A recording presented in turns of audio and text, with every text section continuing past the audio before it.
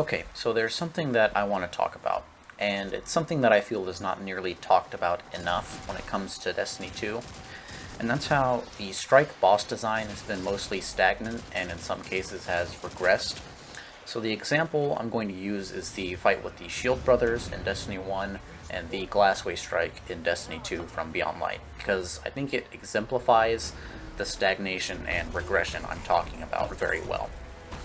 And so I'll show the final bosses of the Glassway Strike and talk about what the problems are. So the Glassway Strike final boss is two different Vex Hydras, one being extremely large and the other being very small.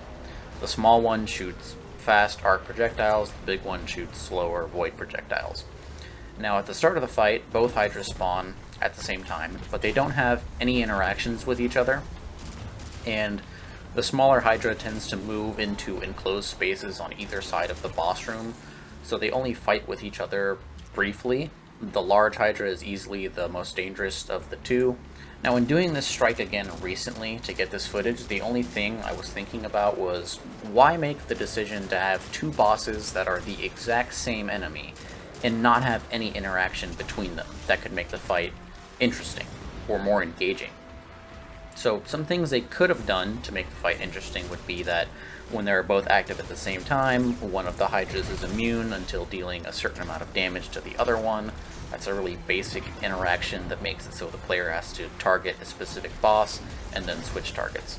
Another option would be to give one of the bosses a separate purpose during the fight.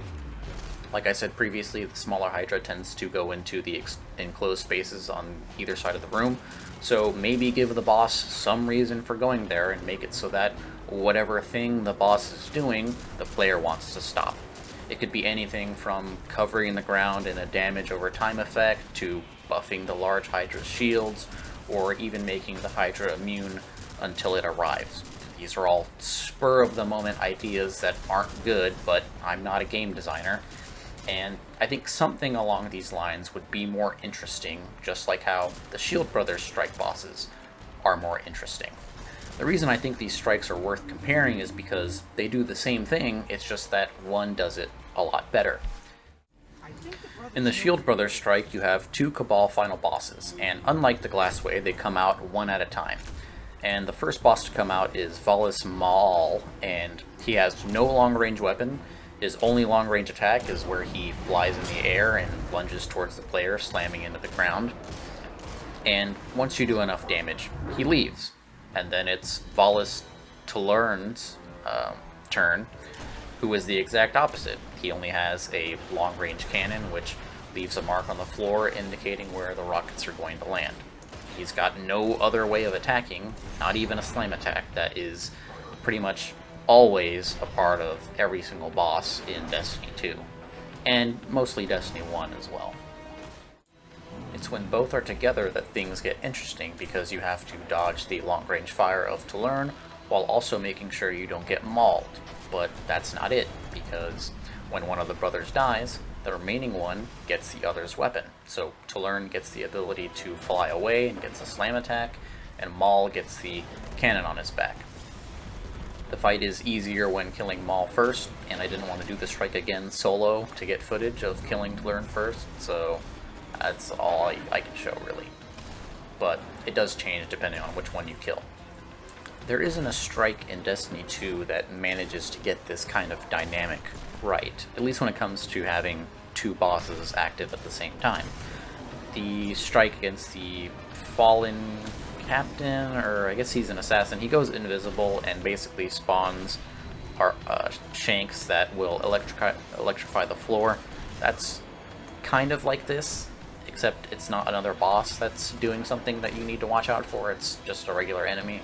And so it basically makes it so you have to pay attention to where the enemies are and, you know, get rid of them so that way you can safely move about the area, which is interesting, right? So that strike manages to do that pretty well.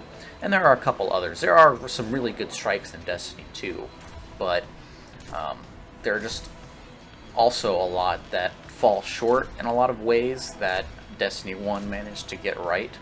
And The Taken King was released in 2015, which added this strike, and Beyond Light was released in 2020 that released the Glassway. And these strikes are 5 years apart, and somehow the older one is more complex and interesting.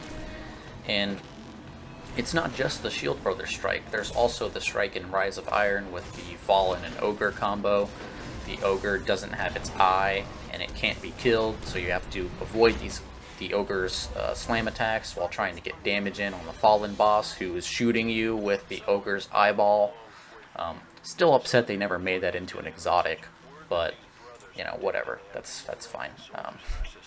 But yeah, it's just really unfortunate that there hasn't been much innovation when it comes to boss mechanics in strikes, which I just find to be a little bit unfortunate. But anyways, that's pretty much everything that I wanted to say.